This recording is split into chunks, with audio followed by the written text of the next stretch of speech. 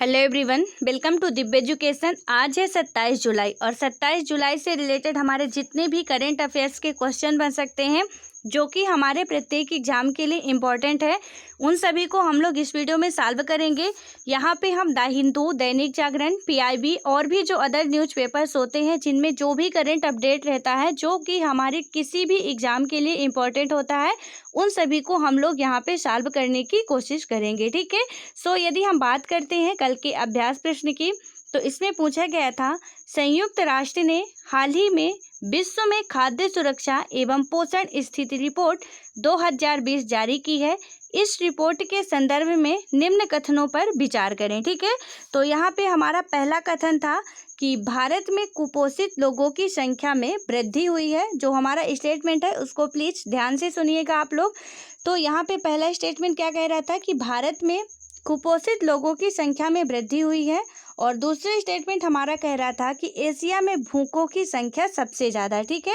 और तीसरा स्टेटमेंट हमारा बात कर रहा था कि 2019 में दुनिया भर में करीब 69 करोड़ लोग अल्पपोषित थे। ठीक है। तो इसमें हमसे पूछा क्या जा रहा है, उपरोक्त कथनों में से कौन सा या से कथन सत्य है। ठीक है। तो यहाँ पे हमको बताना है कि तीन स्टेटमेंट से कौन से ऐसे स्टेटमेंट है जो इसकी राइट व्याख्या कर रहे हैं। तो यहाँ पे पहला है कि केवल एक, दूसरा है 2 और 3, तीसरा है 1 और 3 और चौथा है हमारा 1, 2 और 3। ठीक है। तो इसका राइट आंसर हमारा हो जाएगा 2 और 3 होगा, 1 और 3 नहीं होगा। आप लोगों ने मिस्टेक किया है, सो आप लोग उसको सही कर लीजिएगा। इसीलिए मैं बोलती हूँ कि बार बार कि आप लोग किसी भी चीज़ को ध्यान से सुना करिए ताकि जो भी हमसे पूछा जाए वो सही हो जाए। ठीक है। तो यहाँ पे यदि हम बात करते हैं तो इसमें हमारा पहला होगा, यानी कि भारत में कुपोषित लोगों की संख्या में वृद्धि हुई है। ठीक है। यहाँ पे वृद्धि दिया हुआ है, मीन्स क्या है कि भारत में कुपोषित लोगों की संख्या में गिरावट आई है, ना कि वृद्धि हुई है। तो हो सकता है मैंने भी बताने में थोड़ी गलती कर दी हो, तो आप लोग उसको प्लीज़ चेक करके सुधार लीजिएगा। ठीक है। तो ये पहला स्टेटमेंट हमारा रॉन्ग हो जाएगा। और दूसरा स्टेटमेंट जो है, एशिया में भूखों की संख्या सबसे ज़्यादा है, तो पूरे एशिया की बात करें क्योंकि हमारा देश भी कहाँ आता है, एशिया महाद्वीप में है हम लोग। ठीक है। तो बात करें तो यहाँ पे क्या है, एशिया में भूखों की संख्या सबसे ज़्यादा है। 2019 में दुनिया भर में करीब 69 करोड़ लोग अल्पपोषित थे। ठीक है। यानी 2 और 3 स्टेटमेंट जो है वो बिल्कुल इसकी राइट व्याख्या कर रहा है। उसके बाद हम इसकी यदि व्याख्या की बात करते हैं तो इस रिपोर्ट के अनुसार जिस रफ्तार से भारत हर चीज़ में तरक्की करता जा रहा है, उसी रफ्तार से भारत में कुपोषित लोगों की संख्या में भी कमी आ रही है। रिपोर्ट के अनुमान के मुताबिक 2019 में दुनिया भर के करीब 69 करोड़ लोग अल्पपोषित थे। यह संख्या 2018 के मुकाबले 1 करोड़ से ज़्यादा है। ठीक है। उसके बाद हम बात करते हैं अगले क्वेश्चन की, जो कि आज का हमारा पहला क्वेश्चन है। लेकिन उससे पहले 2 क्वेश्चन और पूछे गए थे। पहला क्वेश्चन था कि जो हमारी कर्क रेखा है वो झारखंड के किस जगह से होके गुजरती है। तो जो कर्क रेखा है वो झारखंड की राजधानी जो रांची है, रांची से होकर कर्क रेखा गुजरती है। ठीक है। तो यहाँ पे आपको पता है कि कर्क रेखा भारत के 8 राज्यों से गुजरती है। तो कभी कभी उसमें ये भी पूछ लिया जाता है आपके पेपर में कि पूरब से पश्चिम या पश्चिम से पूरब की ओर पूरे राज्यों का सही क्रम में व्यवस्थित कीजिए। तो यदि आप यहाँ से लेते हो तो गुजरात आपका हो गया, महाराष्ट्र हो, मध्य प्रदेश हो गया, छत्तीसगढ़ हो गया।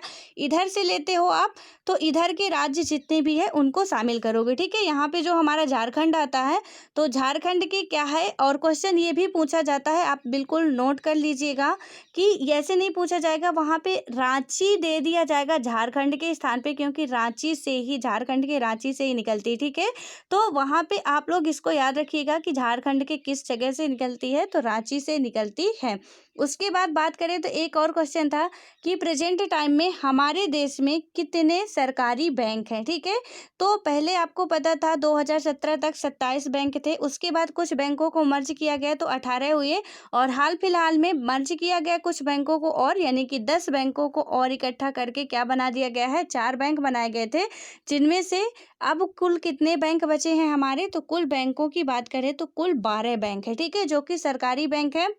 और यहाँ पे आप लोग ये भी थोड़ा सा जान लीजिए कि कौन कौन से बैंकों को मर्ज किया गया है। तो जो पंजाब नेशनल बैंक में oriental bank of commerce and United bank को मर्ज किया गया। ठीक, एक ही बैंक ये बना। दूसरा बैंक है कि यूनियन बैंक ऑफ इंडिया में आंध्रा बैंक और कारपोरेशन बैंक का मर्ज हुआ, सो दूसरा बैंक बना।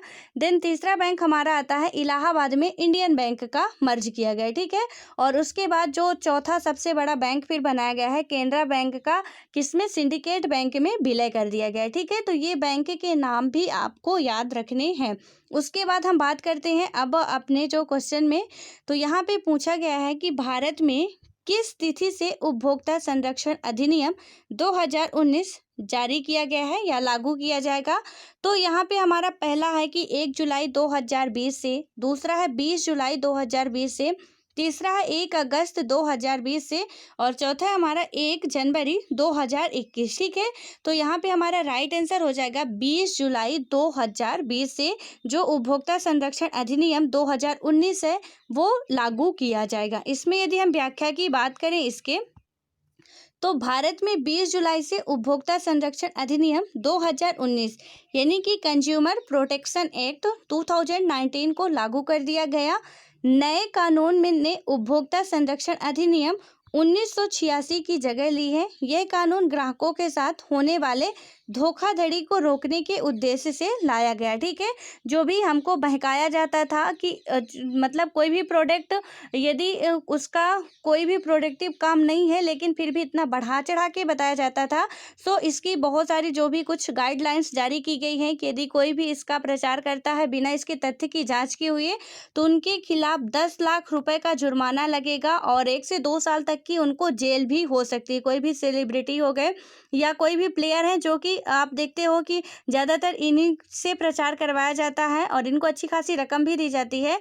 तो लेकिन ये जब भी अब प्रचार करेंगे तो इनका क्या होगा कि पूरा प्रमाणित होना चाहिए कि जिस चीज़ में ये प्रचार कर रहे हैं उस चीज़ में प्रामाणिकता है, अन्यथा यदि नहीं है तो उनके खिलाफ फिर कोर्ट केस होगा। और इनका जो भी उसकी गाइडलाइन है आप लोग उसको जो गूगल पे डालोगे तो आपको सारी बातें इसकी मिल जाएगी। ठीक है, तो वहाँ पे इनको इसके तहत क्या है कि 10 लाख रुपए तक का इनको जुर्माना देना पड़ेगा और 2 साल आई थिंक जेल इनको है। ठीक है, उसके बाद हम बात करते हैं अब नेक्स्ट क्वेश्चन की, तो यहाँ पे है भारतीय सेना ने हाल ही में शक्तिशाली ड्रोन भारत को पूर्वी लद्दाख के पास वास्तविक नियंत्रण रेखा, ठीक है, line of actual control LAC, जो मैंने आपको बताया था LAC और LOC ये चीन और भारत के मध्य है।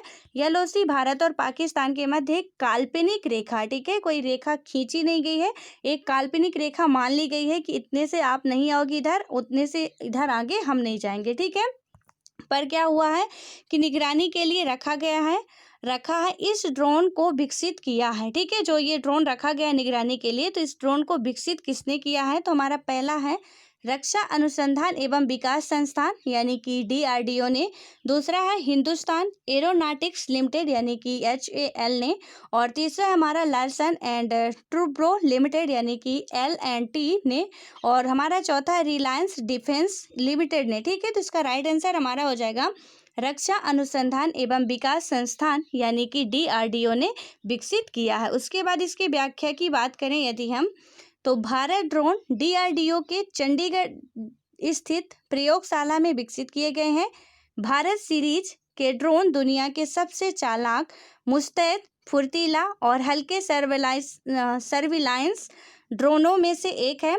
यह ड्रोन इस तरकीब से बनाया गया है कि इसे रेडार की पकड़ में लाना असंभव है। ठीक है, उसके बाद हम बात करें अगले क्वेश्चन की, तो इसमें पूछा जा रहा है हाल ही में आयोजित किए गए इंडिया आइडियाज वर्चुअल शिखर सम्मेलन 2020 को संबोधित करने वाले नेताओं में शामिल नहीं है। ठीक है, क्वेश्चन को आप ध्यान से समझिएगा, शामिल नहीं है, तो यहाँ पे कौन से शामिल नहीं थे, तो पहला बात करें हमारा है नरेंद्र मोदी जी, दूसरा है डॉक्टर S जयशंकर, तीसरा है माइक पोम्पियो और चौथा है हमारा निर्मला सीतारमण। ठीक है, तो इसका राइट आंसर हो जाएगा वित्त मंत्री निर्मला सीतारमण जी इसमें शामिल नहीं थी। उसके बाद बात करें इसकी व्याख्या की, तो यहाँ पे बताया गया है कि प्रधानमंत्री नरेंद्र मोदी ने इंडिया आइडियाज वर्चुअल शिखर 2020 को संबोधित किया।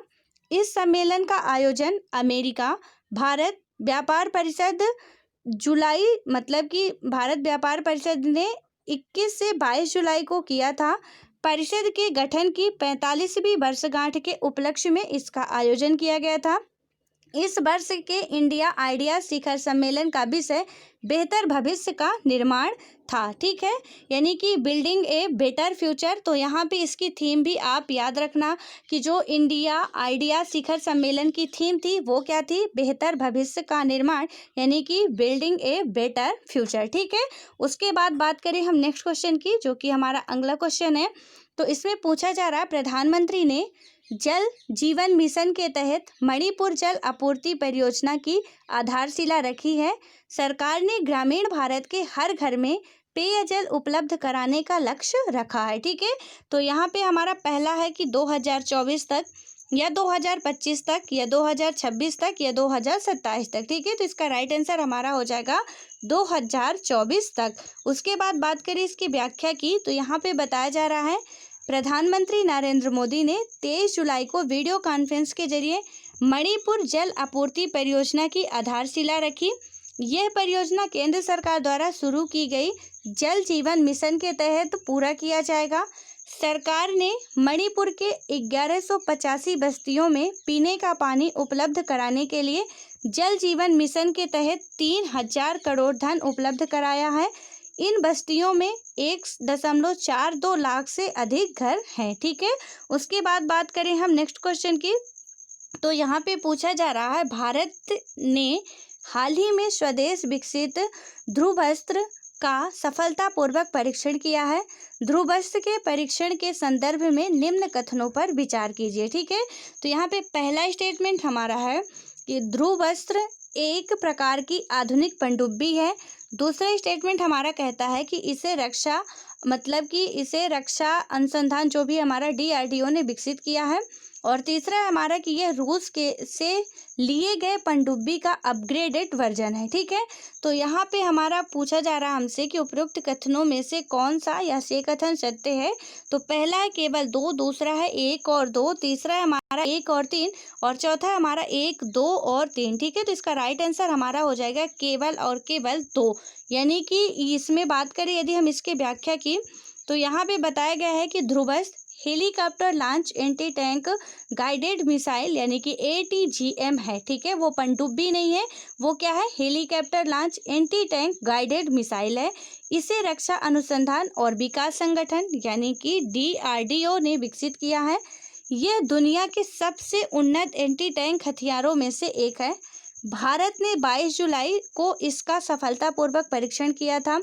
यह परीक्षण उड़ीसा के चांदीपुर स्थित एकीकृत परीक्षण रेंज यानी कि ITR के लॉन्च पैड 3 से किया गया था। ठीक है, तो ये क्या है, हमारा दूसरा स्टेटमेंट राइट क्यों है, केवल और केवल क्योंकि वहाँ पे DRDO ने, ठीक है, इसको विकसित किया था, लेकिन ये पनडुब्बी नहीं है। ठीक है, तो फिर ये तो ना तो इसका अपग्रेडेड वर्जन हो सकता है और ना ही ये हो सकता है कि आधुनिक पनडुब्बी है। ठीक है, तो यहाँ पे सिर्फ राइट आंसर हमारा हो जाएगा कि इसे रक्षा DRDO ने ही विकसित किया है। उसके बाद हम बात करें नेक्स्ट क्वेश्चन की, तो यहाँ पे पूछा जा रहा है कि चीन ने किस ग्रह या उपग्रह के अध्ययन के लिए हाल ही में तियानवेन फर्स्ट को प्रक्षेपित किया है। तो यहाँ पे पहला है बृहस्पति, दूसरा है चंद्रमा, तीसरा है मंगल और चौथा है शुक्र। ठीक है, तो इसका राइट आंसर हमारा हो जाएगा मंगल। उसके बाद इसकी व्याख्या की यदि हम बात करें, तो चीन ने मंगल ग्रह के अध्ययन के लिए अपना पहला यान तियानवेन फर्स्ट को प्रक्षेपित किया है। यह प्रक्षेपण दक्षिण चीन के हेनान प्रांत के वेनचांग स्पेस लॉन्च सेंटर से किया गया है। तो यहाँ पे आप याद रखना कि ये जो प्रक्षेपण है कहाँ से प्रक्षेपित किया गया है, तो ये कहाँ से किया गया है, दक्षिण चीन के हेनान प्रांत के वेनचांग स्पेस लॉन्च सेंटर से किया गया। ठीक है, इस प्रक्षेपण में चीनी रॉकेट लॉन्ग मार्च 5 और Y4 के माध्यम से तियानवेन फर्स्ट को मंगल के लिए भेजा गया है और तियानवेन फर्स्ट अपने साथ एक रोवर ले गया है जो मंगल की सतह पर लैंड करेगा। ठीक है, उसके बाद बात करें हम नेक्स्ट क्वेश्चन की, तो यहाँ पे पूछा जा रहा हमारा कि हाल ही में हुई भारत ब्रिटेन आर्थिक और व्यापार समिति की 14वीं बैठक की अध्यक्षता की थी। तो यहाँ पे पहला है हमारा निर्मला सीतारमण ने, दूसरा है पीयूष गोयल ने, तीसरा है एस जयशंकर ने, चौथा है नरेंद्र सिंह तोमर ने। ठीक है, तो इसका राइट आंसर हमारा हो जाएगा पीयूष गोयल जी ने की थी। उसके बाद इसकी व्याख्या की यदि हम बात करें, भारत और ब्रिटेन के बीच आर्थिक और व्यापार समिति की 14वीं बैठक यानी कि 4th UK India joint economic and trade committee यानी कि JETCO 24 जुलाई को वीडियो कॉन्फ्रेंस के माध्यम से आयोजित की गई थी। वाणिज्य और उद्योग मंत्री पीयूष गोयल और ब्रिटेन की अंतर्राष्ट्रीय व्यापार राज्य मंत्री एलिजाबेथ ट्रेस ने बैठक की संयुक्त अध्यक्षता की थी। ठीक है, तो यहाँ पे ये आपको याद रखना है और कई बार हम इसको सॉल्व भी कर चुके हैं कि जो पीयूष गोयल जी हैं उनको कौन सा मंत्रालय मिला हुआ है, तो वाणिज्य और उद्योग मंत्री तथा रेल मंत्रालय भी इनको मिला हुआ है। ठीक है, जो कि पीयूष गोयल जी हैं और उनके साथ साथ कौन थी, तो अंतर्राष्ट्रीय व्यापार राज्य मंत्री एलिजाबेथ ट्रेस ने इस बैठक की संयुक्त अध्यक्षता की थी। उसके बाद हम बात करें आगे की, तो हमारा अगला क्वेश्चन है, भारतीय रिजर्व बैंक यानी कि RBI ने हाल ही में वित्तीय स्थिरता रिपोर्ट यानी कि FSR का 21वां अंक जारी किया है, जिसमें बैंकों के गैर निष्पादित परिसंपत्ति यानी कि NPA को लेकर आशंका व्यक्त की गई है।